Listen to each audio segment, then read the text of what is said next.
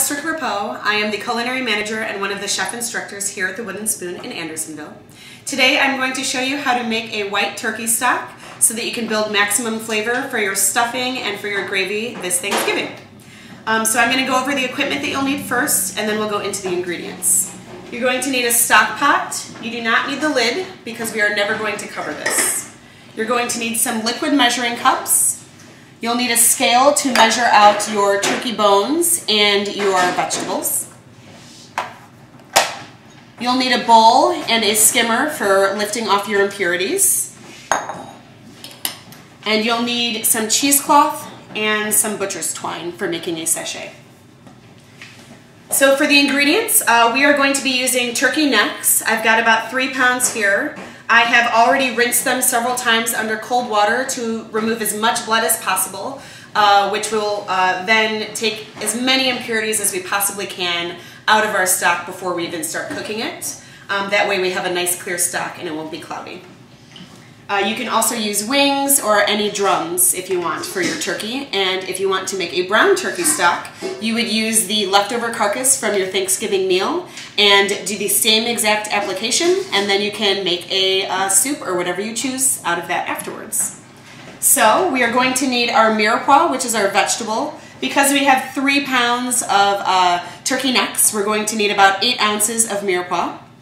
That is always a combination of onions, celery, and carrots. In this case, we are not peeling our carrots because we want all of that flavor, and we are going to peel our onions because we are making a white turkey stock as opposed to a brown. If you make a brown, you can leave your skins on, that's fine. So we are going to use 50% onion, 25% celery, and 25% carrots. We also have cold water here. You always start with cold water. Again, it lessens the amount of impurities that you'll have. We've got about 2 quarts here. We are going to make a sachet that will have our parsley stems in, no leaves in this case because we want to keep it a nice clear broth. We are going to use fresh thyme. You can also use dried thyme. We have black peppercorns whole. You can crush them if you want a little bit more flavor. And we have a bay leaf. We will then put that inside of our cheesecloth and we will make a little bundle which will be our sachet that we'll tie off with our butcher's twine and add in later. So, to start, we need to get our turkey necks in first, placing them in our stock pot here.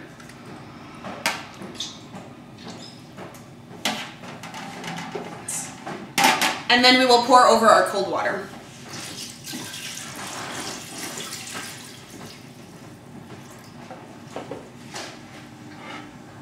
I'm placing this over a medium to low heat because we want it to come up slowly. We do not want it to ever reach a boil.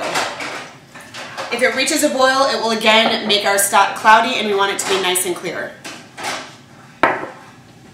So we will let that come to a simmer. We will then skim off all the impurities caused from the coagulation of the bones, and then we will proceed in adding our mirepoix. See you soon.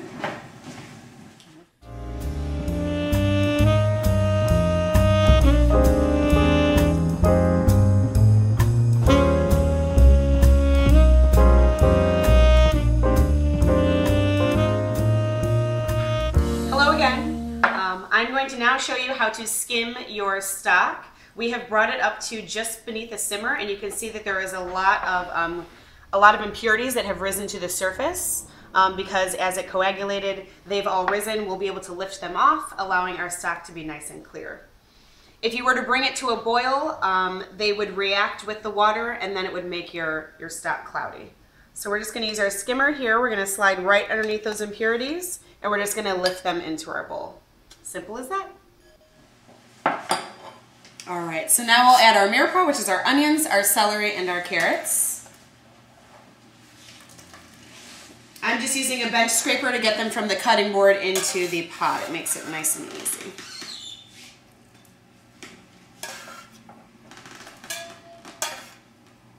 All right, so now that we have our vegetables in, I'm going to add our sachet. That was our bay leaf, black peppercorns, our parsley stems, and our thyme sprig. I've added an extra long string so that I can tie it off the side. That way I can lift it out later when we end up straining.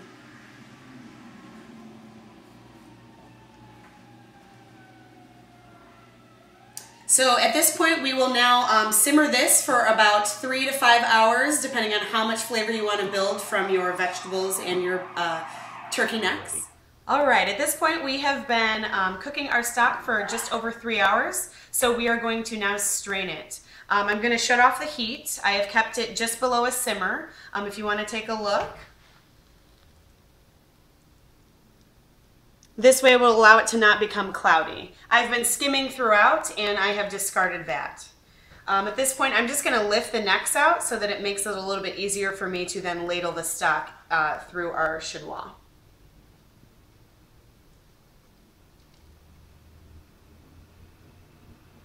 The less you disturb the stock, the less cloudy it will be. So if you're making a large batch, you should be able to strain it out without moving the bones. But I'm gonna get these out of there. Now I'm going to remove our sachet, which I have tied to the side, so I'm just gonna clip that off. We'll get rid of that so it's out of our way. And all of that is now garbage. I've got a chinois here. You can also use a china cap with cheesecloth lined in the inside, several layers of it. And I'm gonna go into a stainless steel bowl. The reason being, if I cool in a stainless steel bowl, it's gonna cool much faster than if I were to use a glass bowl because that retains heat. So you want it to cool rapidly.